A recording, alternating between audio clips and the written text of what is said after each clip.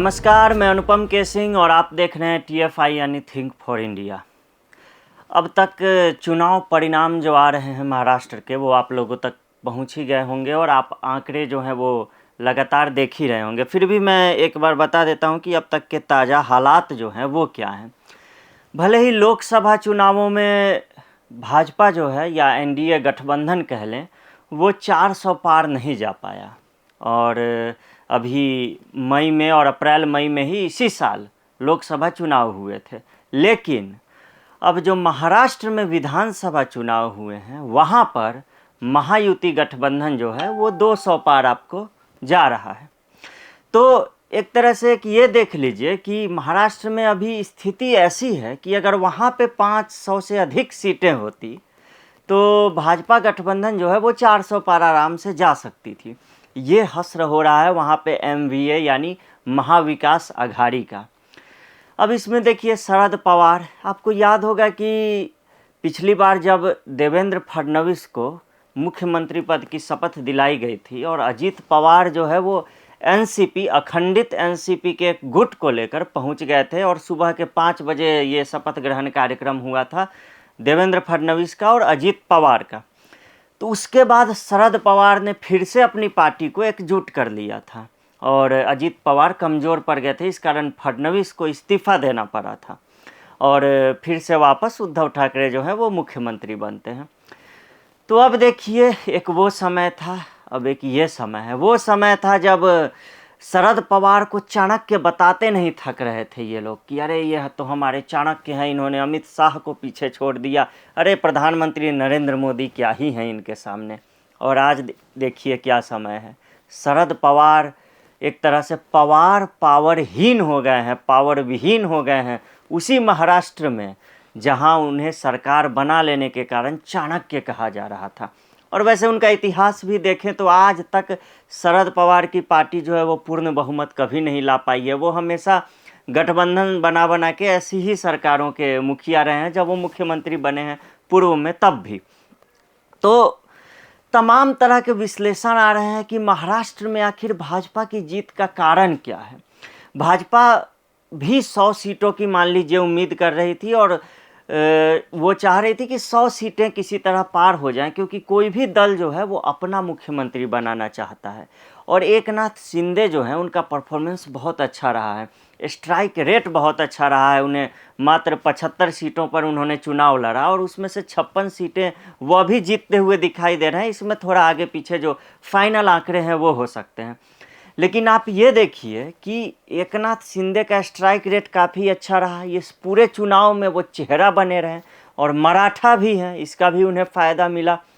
और ये जो मुख्यमंत्री लड़की बहन योजना जो है, जिसके कारण महाराष्ट्र की 2.5 करोड़ महिलाओं को हर महीने 1500 रुपये दिए जा रहे थे, उसका भी जो है फ़ायदा वो आपको महायुति गठबंधन को मिला है।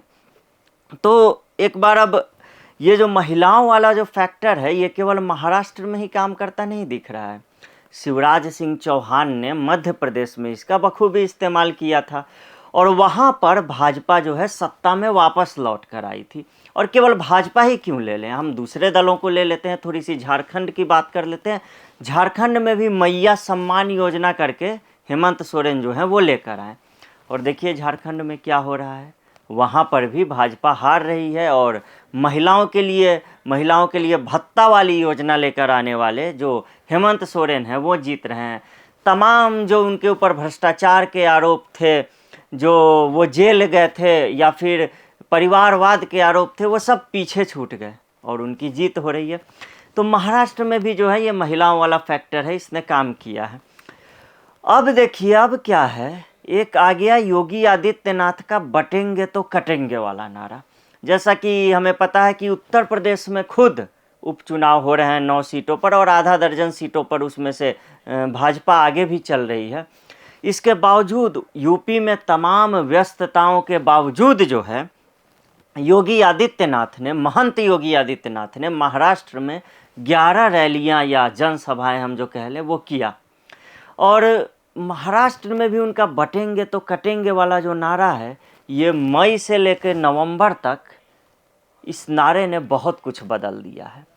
जहां मई में यहां पर भाजपा को मात्र 16 सीटों से संतोष करना पड़ा था। भाजपा अजीत पवार और एकनाथ शिंदे की शिवसेना को अगर मिला दिया जाए तो, और 48 में से 31 सीटें जो है वो आपको एमवीए के पास चली गई थी। आज वही भाजपा, वही महायुति गठबंधन विधानसभा चुनाव में 200 पार चला गया है। 214-15 सीटें आ रही है और 50 के आसपास पर ये एमवीए गठबंधन सिमटता हुआ दिख रहा है। तो आखिर क्या बदल गया मई से लेकर और नवंबर तक मात्र 6 महीनों में? तो इसके कारणों को हम थोड़ा सा जरा सा देखेंगे। तो एक हमने महिलाओं वाला जो है वो बात किया, हिंदुओं ने एक एकता दिखाई वहाँ पर महाराष्ट्र में। इसका कारण क्या था? इसके पीछे भी बैकग्राउंड में काफ़ी कुछ चल रहा था। क्या चल रहा था? एक घटना थी जो आप लोग शायद भूल गए होंगे, लेकिन उसे अभी याद करना जरूरी है क्योंकि उसने महाराष्ट्र की फिजा पर, वहाँ की जनता के दिलो दिमाग पर असर डाला है। महंत रामगिरी महाराज के खिलाफ, महंत रामगिरी महाराज के खिलाफ महाराष्ट्र के कई शहरों में मुस्लिम भीड़ जो है वो सड़कों पर उतरी और दंगे हुए, उपद्रव हुए, सरतन से जुदा के नारे लगे। और ये नारा लगाने वाले जो लोग थे, उन्होंने जो हिंदुओं के प्रतिष्ठान हैं, घर हैं, उन सब पर हमले किए। पुलिस को भी पसीने छूट गए इन लोगों को शांत करने में। वो कौन लोग थे ये हिंदुओं ने देखा। एक छोटी सी बात पर नबी की शान में गुस्ताखी का आरोप लगाकर महंत रामगिरी महाराज को गिरफ्तार करने की, यहाँ तक कि उनकी हत्या करने की मांग की गई।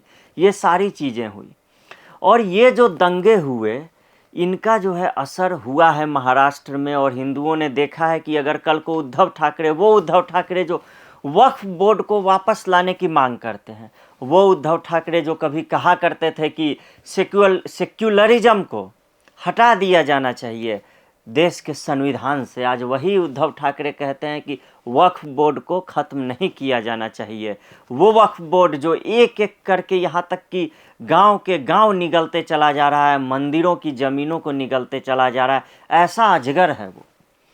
और उसका समर्थन उद्धव ठाकरे ने किया अपने पिता की, बाला साहब ठाकरे की विचारधारा को त्याग कर।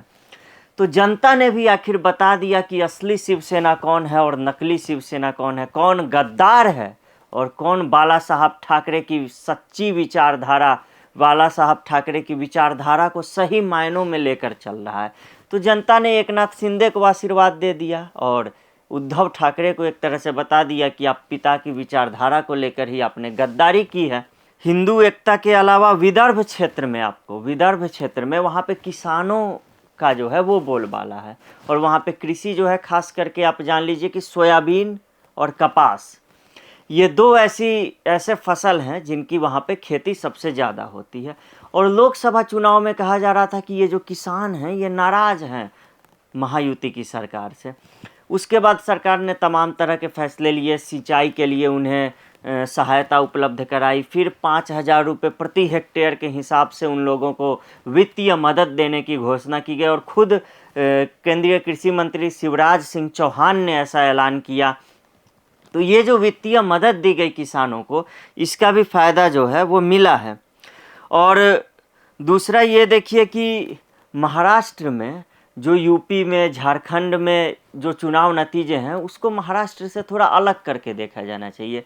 इसका कारण ये है कि महाराष्ट्र में 288 सीटें, झारखंड में तो मात्र 80 के आसपास सीटों पर चुनाव हो रहा है, लेकिन महाराष्ट्र में 288 सीटों पर चुनाव हो रहा है। और उसमें भाजपा गठबंधन 200 से ज़्यादा, 214-15 सीटें अगर लेकर आ रही हैं, तो आप समझ लीजिए कि इसके क्या मायने हैं पूरे के पूरे परिप्रेक्ष्य में और इस अर्थ में। तो हरियाणा से जो भाजपा ने विजय का अभियान शुरू किया था, हरियाणा इसीलिए छोटा राज्य होने के बावजूद महत्वपूर्ण था क्योंकि वहाँ पर किसी भी एग्जिट पोल ने, किसी भी सर्वे ने, किसी भी सर्वेक्षण ने ये नहीं कहा था कि भाजपा यहाँ पे जीत रही है। लेकिन देखिए भाजपा की वहाँ पर जीत हुई। तो इससे कैडर में एक जोश आया। और एक फैक्टर जो सब कोई नज़रअंदाज कर रहे हैं, महाराष्ट्र के नागपुर में, महाराष्ट्र का नागपुर जो है वहाँ पे आरएसएस का मुख्यालय है और नागपुर में भी भाजपा प्रचंड जीत हासिल करती हुई दिख रही है। तो ये जो बयानबाजियाँ कुछ हुई थी लोकसभा चुनाव के समय, पार्टी के अध्यक्ष जो हैं, राष्ट्रीय अध्यक्ष जेपी नड्डा ने ही भगवा को भाजपा से अलग कर दिया था, या फिर ये कह दिया था कि अब हमें आरएसएस के कैडर की ज़रूरत नहीं, अब हमारा खुद का कैडर है। तो इसका थोड़ा गलत अर्थ चला गया था उस समय।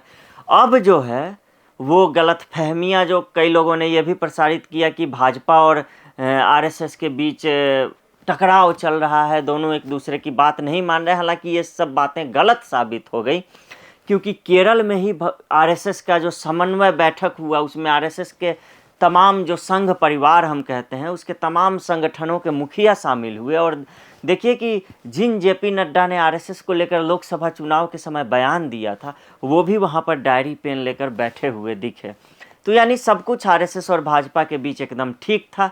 और आरएसएस के कैडर ने महाराष्ट्र में जो है वो काफ़ी मेहनत किया है और इसका फल भी हमें जो है वो दिख रहा है।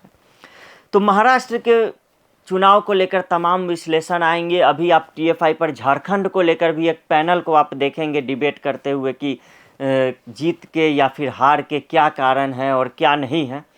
तो मैं अनुपम के सिंह फिर आपसे मिलूँगा अगले वीडियो में एक नए विषय पर। तब तक के लिए नमस्कार, देखते रहिए टीएफआई।